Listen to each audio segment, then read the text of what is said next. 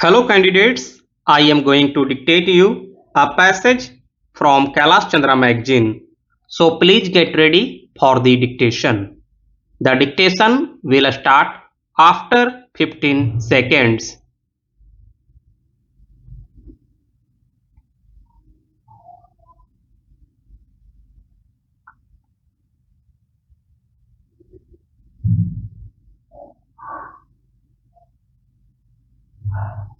Sir, I rise to present the budget for the year 2004-5.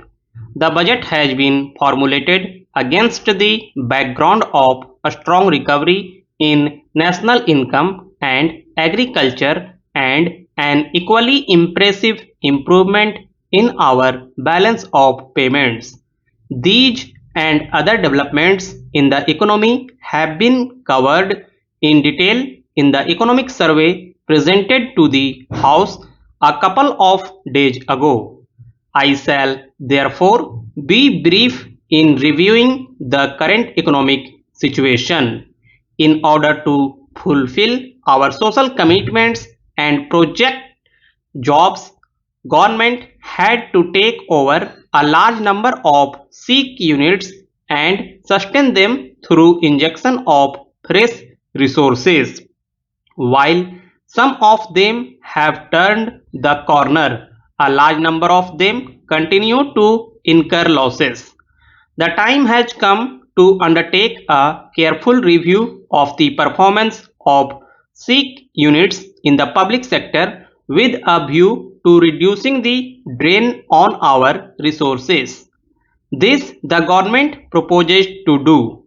Economic viability must be the principal test for the survival of an enterprise.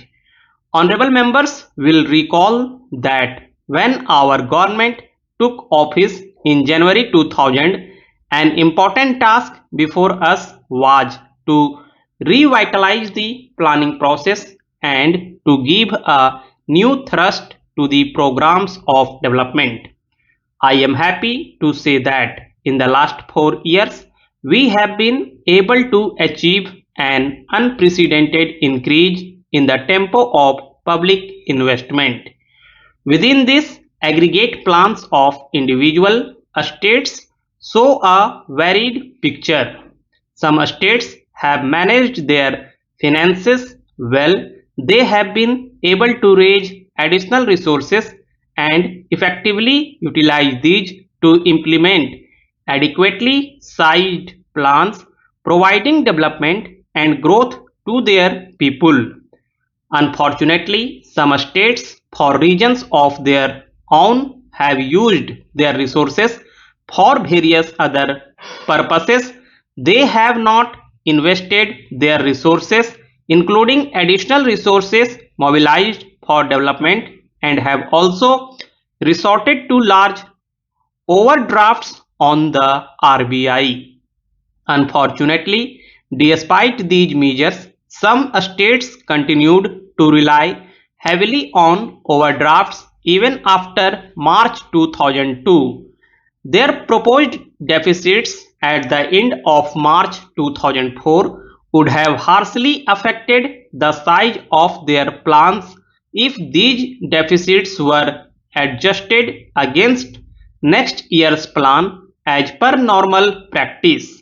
In considering the ways of overcoming this problem, I have found myself in a predicament. On the one hand, no finance minister of the country can remain unconcerned about the size of a state's plan. On the other hand, if assistance is extended to defaulting states, the well-managed states can legitimately complain that they have not got their just rewards from the center for their better performance.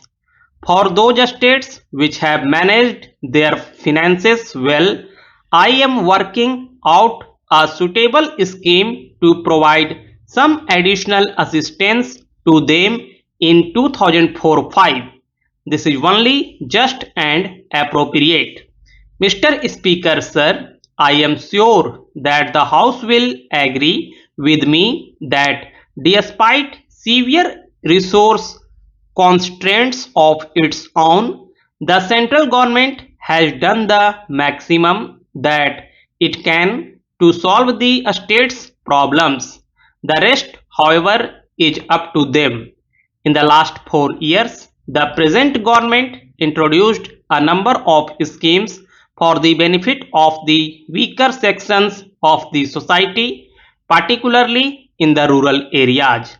These include the Integrated Rural Development Program, the National Rural Employment Program, and the two new programs announced by the Prime Minister on 15th August 2003, namely the Rural Landless Employment Guarantee Program and the Scheme for Providing Self-Employment Opportunities to the Educated Unemployed.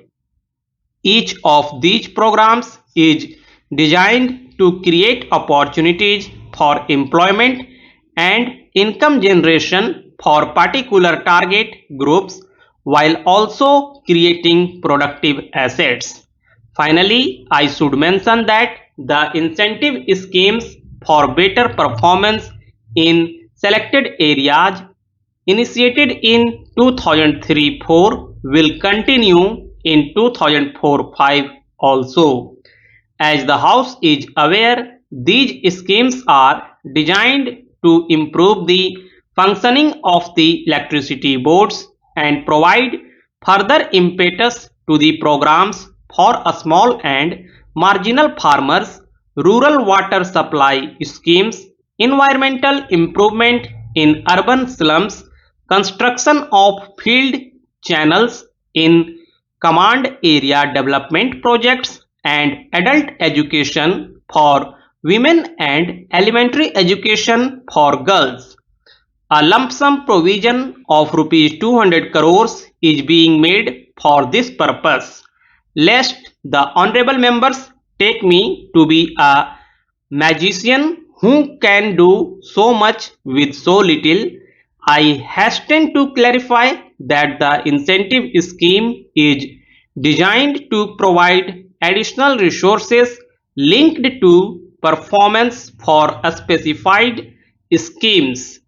There are, of course, also separate substantial allocations for each of these schemes. I have only briefly touched upon the main priorities and objectives of the annual plan for 2004-5.